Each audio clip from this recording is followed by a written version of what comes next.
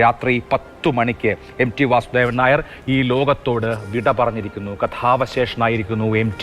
ഇനി ബാക്കിയാക്കുന്നത് ഒരു ചെറുപുഞ്ചിരിയാണ്.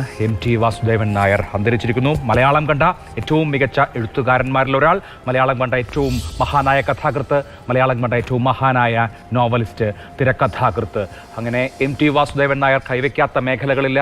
അദ്ദേഹം മാതൃഭൂമിയെ സംബന്ധിച്ചും ഞങ്ങളെ സംബന്ധിച്ചും ഏറ്റവും വലിയ നഷ്ടമാണ്. മുഹമ്മദ് റിയാസ് മന്ത്രി ടെലിഫോൺ ലൈനിലുണ്ട്. റിയാസ്, MT വാസുദേവൻ നായരുടെ നിര്യാണം സ്ഥിരീകരിക്കപ്പെട്ടിരിക്കുന്നു. MT കേരളത്തിന്റെ നഷ്ടമാണ്. എങ്ങനെ ഓർക്കുന്നു അദ്ദേഹത്തെ?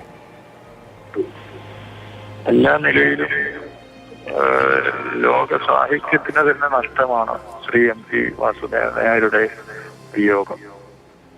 അദ്ദേഹത്തിന്റെ വിയോഗം ആ സ്പേസിൽ നമുക്ക് വേറെ നികത്താൻ പറ്റാത്ത നിലയിലുള്ളതാണ്. എല്ലാ നിലയിലും ദുഃഖകരമാണ്. പുരോഗമന ആശയങ്ങൾ ഉയർത്തിപ്പിടിക്കുന്ന ഏതൊരു മനുഷ്യനും MTയുടെ എഴുത്തുകൾ എന്നും ഊർജവും കരുത്തുമാണ്. എല്ലാ നിലയിലും കരുത്താണ്. ഞാനൊരു കേൾക്കാം റിയ,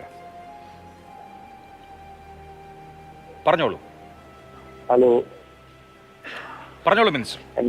MTയുടെ കഥാപാത്രങ്ങൾ എടുത്ത് പരിശോധിച്ചാൽ MTയുടെ കഥാപാത്രങ്ങളിൽ ഓരോ മനുഷ്യന്റെയും നന്മയും തിന്മയും വേർതിരിച്ച് കാണാനാകും. എല്ലാ കഥാപാത്രങ്ങളും നായകരും എല്ലാവരും എല്ലാമായി മാറുന്നു എന്നുള്ളതാണ്. ഓരോ കഥാപാത്രത്തിലും ഏതൊരു മനുഷ്യന്റെയും ശരിയും തെറ്റും ചൂണ്ടിക്കാട്ടുന്നു എന്നുള്ളത് പ്രത്യേകം കാണേണ്ടതാണ്. അതുപോലെ തന്നെ പുരോഗമനപരമായ ചിന്താഗതി എന്നും ഉയർത്തിപ്പിടിക്കുന്നതിന് മലയാളിക്ക് ഊർജ്ജമാണ് MT എന്നുള്ളതൊരു തീർച്ചയായും മന്ത്രി മുഹമ്മദ് റിയാസിന്റെ അനുസ്മരണമാണ്. ഇന്ത്യൻ സാഹിത്യ നഭസിൽ തന്നെ ഉദിച്ചുയർന്ന നക്ഷത്രമായിരുന്നു MT വാസുദേവൻ നായർ. ഇന്ന് കോഴിക്കോട്ടെ സ്വകാര്യ ആശുപത്രിയിൽ രാത്രി 10 മണിക്കാണ് അദ്ദേഹത്തിന്റെ മരണം സ്ഥിരീകരിച്ചത്.